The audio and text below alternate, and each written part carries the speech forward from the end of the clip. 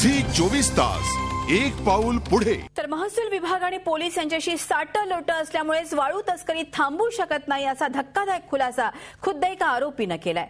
जळगाव जिल्ह्यात रहीपुरी भागात पहाटे वाळू माफियांवर कारवाई करायला गेलेल्या पोलिसांच्या अंगावर ट्रॅक्टर घालण्याचा प्रयत्न झाला। हे कृत्य करणाऱ्या मनोज देशमुख यानंच पोलिसांवर आणि महसूल विभागावर हप्ते घेतल्याचा आरोप केलाय।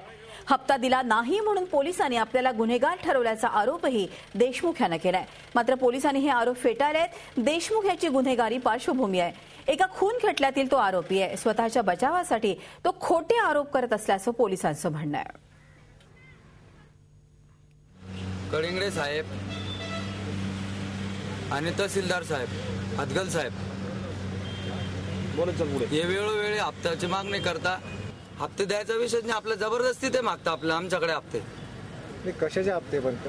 वाळूचे ते म्हणतात तुझं ट्रॅक्टर चालतं वाळूचं आणि तू गुंडगिरी करतो म्हणतो असं साहेब म्हणतात। ठीक आहे, बंदी असताना वाळू आता यांना हप्ते देतात डिपार्टमेंट वाल्यांना, त्याच्यामुळे ते वाहतूक करतात। रात्रीचे 300-300 रुपये जमा करतात हे बाकीचे कर्मचारी प्रत्येक ट्रॅक्टरचे।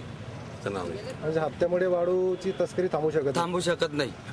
तो जो आरोपीची जर हिस्ट्री बघितली आपण तर त्याच्यावर एक 302चा गुन्हा दाखल आहे। यापूर्वी 2 वाळू चोरीचे गुन्हे त्याच्यावर दाखल आहे आणि तो स्वतःचा बचाव करण्यासाठी किंवा पोलिसांनी कारवाई करू नये म्हणून ॲलिगेशन करण्याची सवय आहे। यापूर्वी त्यांनी कोर्टात ॲलिगेशन केलेले आहे आणि आजही तशा प्रकारचे ॲलिगेशन केलेले।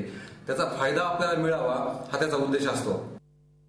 झी24 तास एक पाऊल पुढे।